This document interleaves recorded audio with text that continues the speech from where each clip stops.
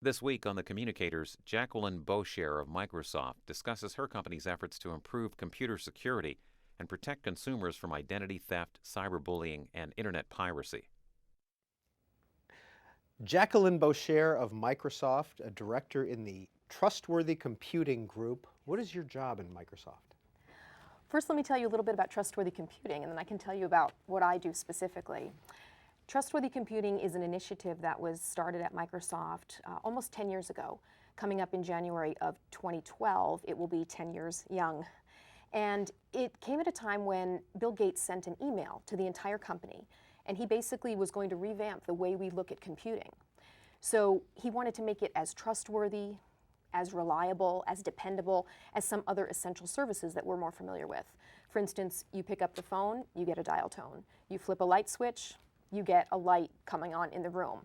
So we wanted computing to be that kind of a dependable, reliable, responsive experience. So we basically revamped the way we look at computing. And we divided it up into a couple of segmented areas, one of them being security, one of them being privacy, another being reliability. And all of that is to provide a safer, more trusted experience for the consumer, for the end user when he or she goes online. So, you specifically, what do you do? So I run a group of folks that specialize in online safety, and we do a lot of online safety outreach and a lot of online safety communications work. I look at online safety as sort of two parts of one whole. It takes a little bit of security, it also takes a little bit of privacy. Specifically, online safety is taking care of the PC and the device and the health and maintenance of that device, and then also to combat against some of those social engineering type attacks that could come to the person. And we provide consumers with some resources and materials about how they can best protect themselves when they go online. So Jacqueline Beauchere, what is your number one priority right now? What's on the top of your list? We have a host of things that we're addressing, but we're particularly interested in online reputation and helping people safeguard their online reputations. And we're also concerned with issues like cyberbullying or identity theft. There are a whole host of issues that we could dwell on and we could look into. It's important to look at the kind of risks that people could be exposed to. We at Microsoft categorize those risks into 4 buckets. Risks could come from content, they could come from contact, they could come from conduct, and they could come from commerce. So what I like to call the 4 C's. In the content bucket, as we know, when I was growing up, it was just because you read it in the newspaper, just because you saw it on television, that doesn't mean that it's true. And that probably goes doubly or triply for the internet. So you could be exposed to inappropriate content. Kids can be exposed to inappropriate content. There are extreme views out there. There's hate speech out there. So we really have to be cognizant of what's going on a content front. In terms of conduct, this is about how an individual behaves online. And we have to look at the individual as a 360-degree element. So we could see piracy violations. We could see people stealing intellectual property, whether it be games or books or videos or music. And then in some of the extreme circumstances, we could see cyberbullying. We could see when it occurs amongst adults, it's more cyber stalking or cyber harassment, those kinds of things. And that is someone exercising a role, probably more in a perpetrator role.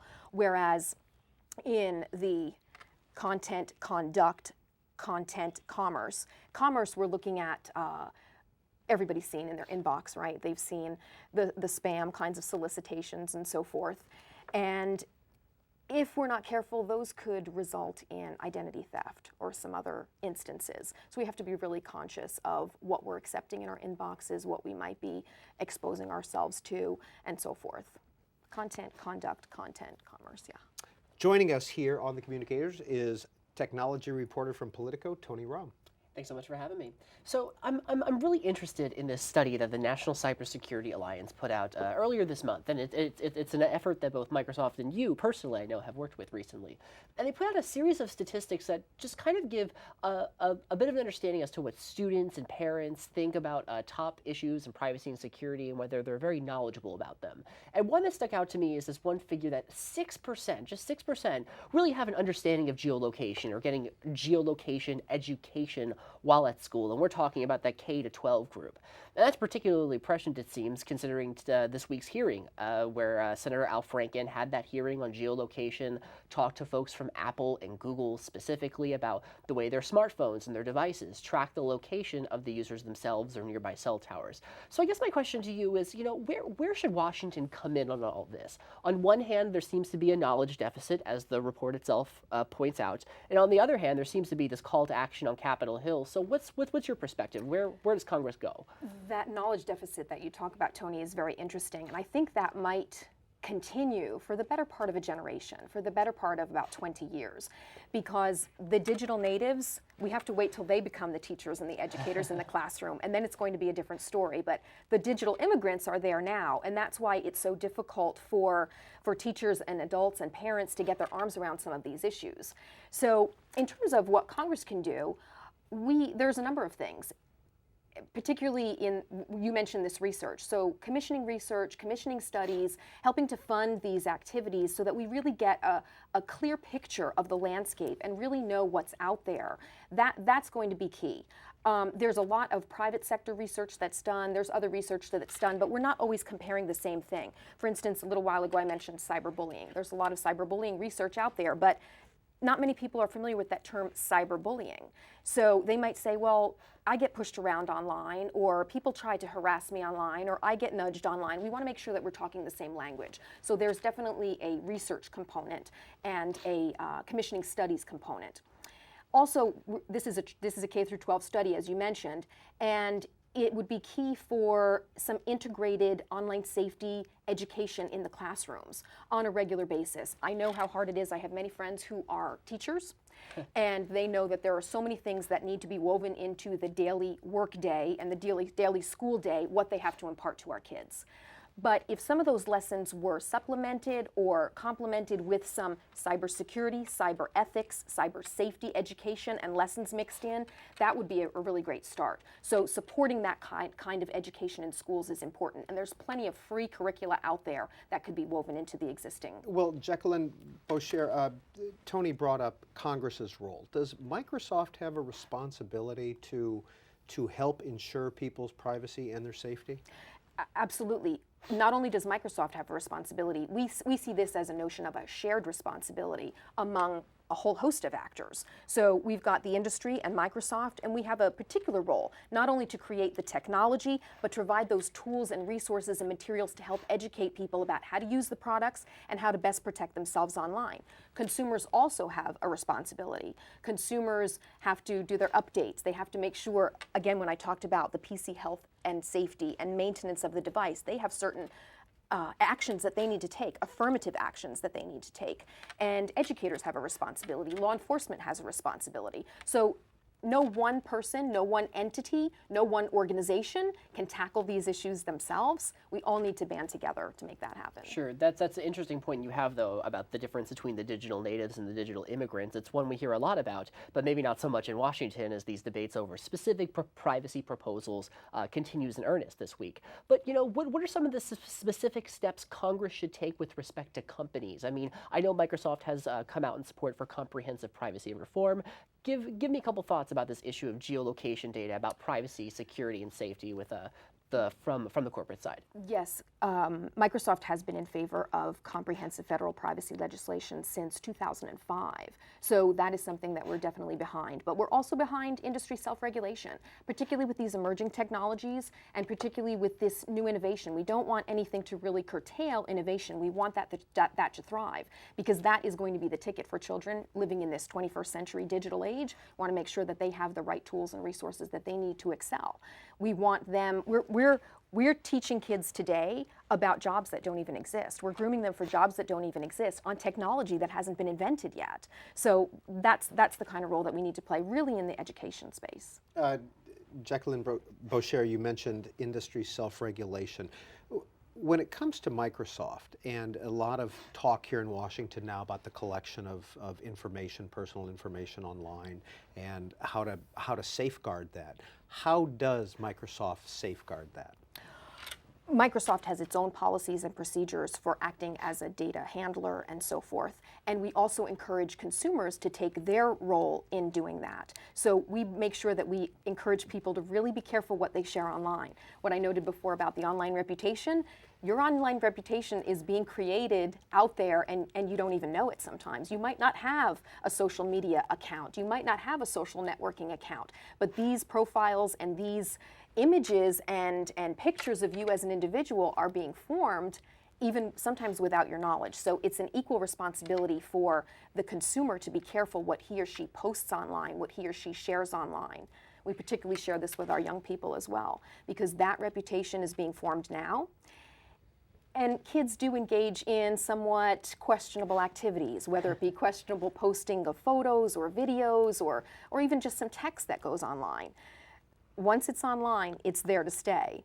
I heard a really cute quip earlier this week here in DC. What happens on Facebook and Google is like it happens in Vegas and it stays there forever, right? So it's really important to really be careful what is posted online, what is shared, because that reputation is being formed. Along that line, have you attempted to simplify some of your user agreements so people understand what they're signing up for? There's, with the privacy notices, we have something called layered notices now, and many in the industry are adopting it. So you get a high-level view of the privacy notice, and then it tails in from there if you want some more detail. So that's really important and something that should be watched. Sure. Now, as something we learned last month, things can go wrong. That's what we saw with Sony and we saw with Epsilon, two companies that were victims of data breaches. Hackers who came in, stole some amount of information about a large quantity of users and could potentially use it for malicious purposes. So Microsoft wasn't implicated in any of that. But the question nonetheless arises, what's Microsoft's thought here on data breach, on the federal government? Does there need to be a federal data breach standard? What kind of other protections would you like to see Congress deliver on that front? Again, the Microsoft focuses on notice and control for the user and transparency, and those are the in-depth policies and practices and standards and procedures that we follow as a data handler and others follow as data controllers and so forth. So when we talk about comprehensive privacy legislation, and as we have been for several years now, it has to encompass all of these things, both the online reputation and both the online activities and the offline activities as well. So not to make any real distinction between what's going on in the real world and what's going on in the online world. Sure, but do you think, in your opinion, there needs to be a federal standard? I know something more than 40 states have their own ideas as to data breach notification and ultimately what kind of remedies are available for consumers. Do you think the federal government should have something along those lines? Well, it's certainly difficult for any entity to do business with 50 different standards potentially, but that's something for the businesses and legislatures to decide. This is C-SPAN's Communicators program. Our guest from Seattle, Washington is Microsoft's Jacqueline Beauchere. She is a director in the Trustworthy Computing Group, focus on online safety and privacy. Tony Rahm of Politico is our guest reporter. Jacqueline Beauchere, with the move into tablets and the mobility and the wireless, has that increased the, well, not the need, but the security breaches that could happen? Meaning exposing people Yes. more? Yeah. Well, it's another other side of the same coin, right? So the same basic advice and guidance that we give to consumers is probably equally applicable whether you're on the go or whether you're at home or whether you're at work. So just some simple things that people need to keep in mind. Again, being careful what they share online, really not sharing personal information, making sure that the device itself is firmly defended in terms of beefing up all of the computer's defenses, whether it's antivirus or anti-spyware or making sure there are automatic updates and so forth. Have to take care of the health and maintenance of the device as well. Not sharing personal information and so forth down the line. But when you say not sharing personal information, I mean, millions of people bank online today. I mean, that's as personal as you can get. And you just have to make sure that you've got special accounts, special passwords, everything is protected, as opposed to just leaving passwords or things out where they could easily be seen or consumed or spotted by someone else. Has cloud computing, where does cloud computing fit into this? Well, it's a new term that we're hearing, but it's very much something that's been around for a long time. When you think about Hotmail at Microsoft, for instance, that's existed for 15 plus years. And that is cloud computing for the consumer, and it's been around for a long time. So Microsoft definitely has a good foothold and a stronghold in that area. Without giving away any corporate information, but what kind of security do you have at your server bases? In terms of? Just protection for the consumer and their information. Well, maybe that is a corporate secret. Okay, all right, Tony Rom. Thanks. So, we can't mention tablets without talking about apps. There's the reasons that consumers buy those awesome phones and those awesome tablet computers. But what we saw a lot of this week and last week were companies talking about how they're doing a lot in the space of privacy and security, but the apps that run on their devices aren't doing as much. So I guess the first question here is, can you talk a little bit about how Microsoft approaches some of those apps on Windows Phone 7, for instance, and just kind of the process that goes on with that?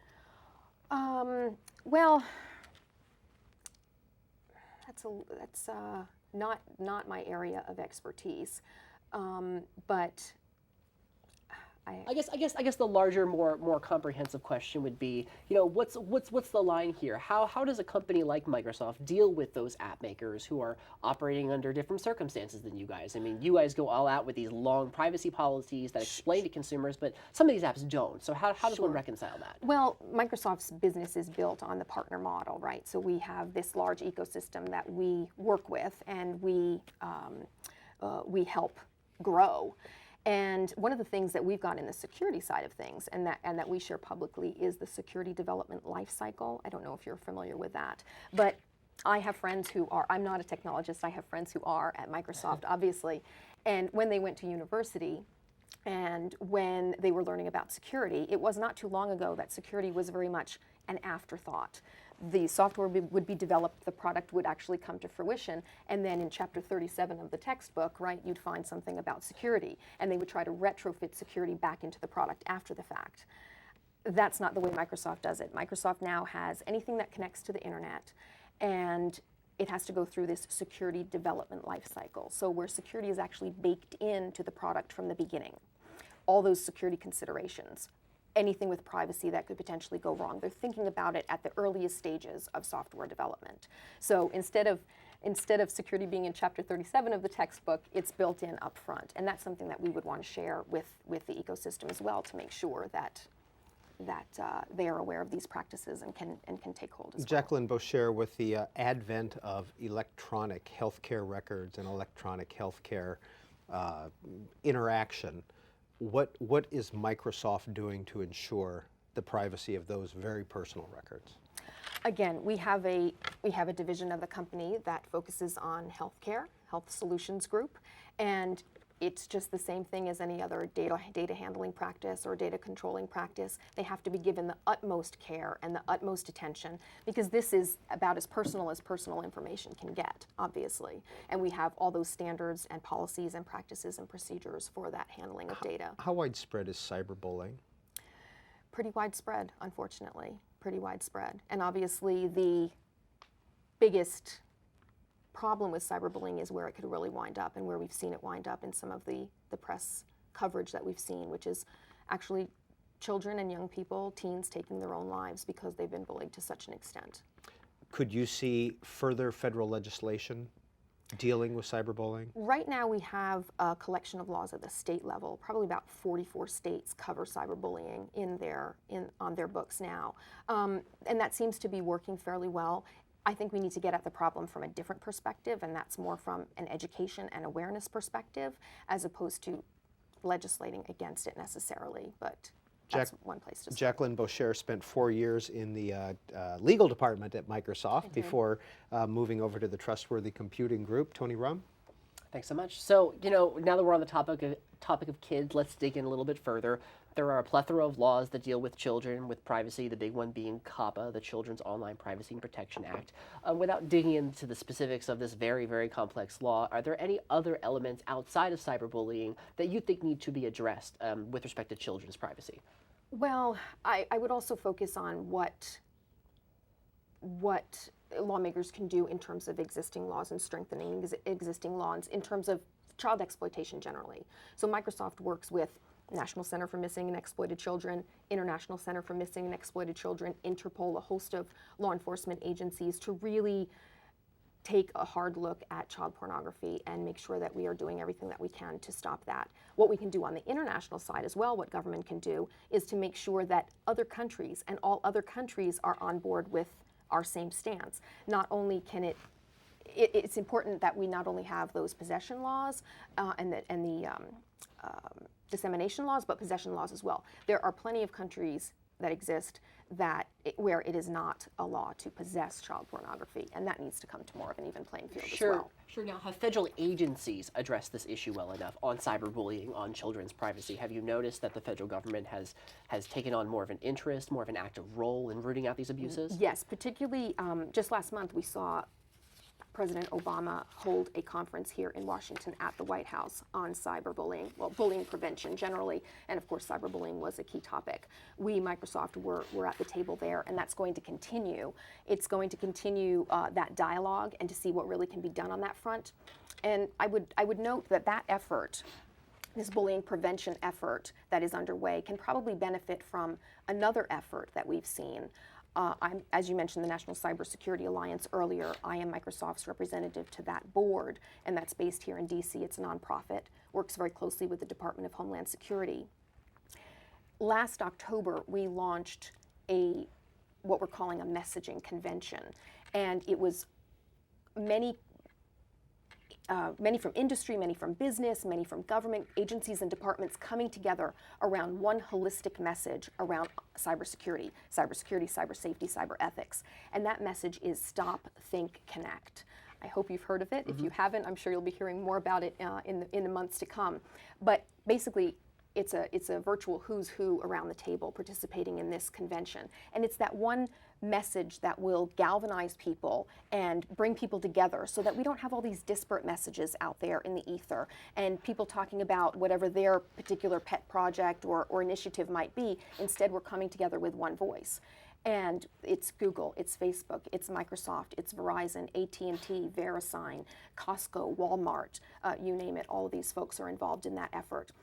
And that's something that I think the cyberbullying effort can model itself after. One message around this important issue as opposed to a whole host of efforts where maybe a little bit of attention is garnered, but nothing at a really high level. Jacqueline Beauchere of Microsoft, I want to read a quote by Steve Ballmer and get your response to this. As a big company, we've got to lead on privacy. We have a responsibility, all of us, not just to socially respect the user, but to build the technology that will protect the anonymity, the privacy, the security of what I say, who I say it to, where I go, what's important to me. Given the recent hearing on phone tracking, and given the fact that if you happen to look at a website and then all of a sudden targeted ads start popping up no matter where you go, there's a lot of concern out there about being tracked. Does Microsoft have the technology, and do you aggregate the information that you collect from people, or can you identify individuals? On the phone, for instance, there has to be an express action by the consumer to say that you want to make your location known. So no, that is not known, and that is not aggregated. Every application, every encounter, you can either turn it off completely, or every action, every encounter, you have to expressly say, yes, you want your location to be known. A lot of people love these services. We did some research not too long ago, and those who are aware of these services really like them. You'll be able to be standing on a street corner and the movie theater is there, and you want to know what time the movie theater is, the movie that you want to see. Or for instance, you might be near a store and they might give you an instant coupon to go in there and get 25% off of your entire purchase or whatever. There are very economical reasons to have these kinds of features, and people who do have them love them. But other people, it's a very polarizing issue, so other people might be a little bit more wary of them. Just to follow up on Tony Rom's question about Sony, does a breach like that for Xbox or Kinect, does that keep you awake at night? It's always a risk. It's always an issue. It can happen to anyone. I think that's what we've seen. But we do take significant precautions. The company takes significant precautions, investing in people on the ground in all of our business groups who specialize in privacy, who specialize in security, who specialize in safety issues to help safeguard against it. Tony Rom. Sure. Now, as you yourself had said, what happens on Facebook sometimes stays there. What happens on Google sometimes stays there too. One of the ideas that we heard floated earlier this week by Representatives Ed Markey and Joe Barton is this idea of an eraser button. That there be some technology available to parents that they'd be able to click it, and information about their child that's publicly available wouldn't be available anymore. As someone who kind of understands what's going on, as someone who focuses on this stuff for a living, give me a sense. Is this a possible thing we can have? I mean, is this something that Microsoft would be able or interested to do? This notion of digital forgetting is something that's very new, very on the cutting edge right now, and there's a lot of focus being paid and attention being paid to it. So it's definitely something that we're going to watch in the years to come, and we'll hopefully be playing a significant role there as well. What about do not track legislation? How does Microsoft feel about that? Microsoft made its announcements quite a few months ago in IE9, and we're doing what we can at the technology level, and I think that it's working fairly well for us. Tony? Sure. Now, on Do Not Track, have you guys gotten any metrics back on those tracking protection lists? Do you have an idea as to who's adopting, what kind of folks? Not that I'm aware of yet. Sure. And so, further on the idea of Do Not Track, if Congress were to broach the issue, as a company that does offer some Do Not Track technology, if Congress were to mandate some Do Not Track technology, any thoughts on where Microsoft might come out? Well, we'll just have to see. There's several bills out there now, so we're going to have to see where that falls out as well. And finally, Jacqueline Beauchere, with Bing, are those Bing searches saved? Do people have confidence that their searches go away, or are those saved? We're not going to be serving ads in those searches, particularly in the email sector. We're not going to be, when you're sending an email, we're not going to be serving up ads that say what's going on in that email, or at context that would allow that. So, yeah. What brings you to DC? Oh, among other things, these issues obviously very important to Microsoft.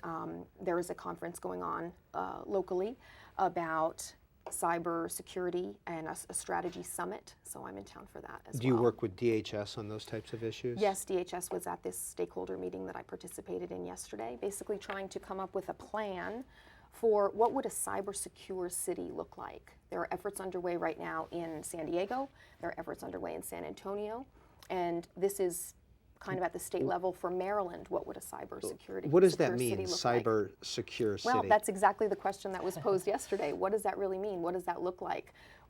How equipped and prepared does the citizenry have to be? Are government services readily and freely available? Do citizens not fall susceptible to worms or viruses or other kinds of issues? So that's what the group is trying to design, what a cyber-safe city would look like. And if people want to know more about what Microsoft does with regard to security, Microsoft.com/security, is that the best place to start? Correct, that's a great place to start. Jacqueline Beauchere is a director in the Trustworthy Computing Group, focusing on online safety and privacy for Microsoft. Tony Rom, technology reporter with Politico, thank you both for being on the Communicators.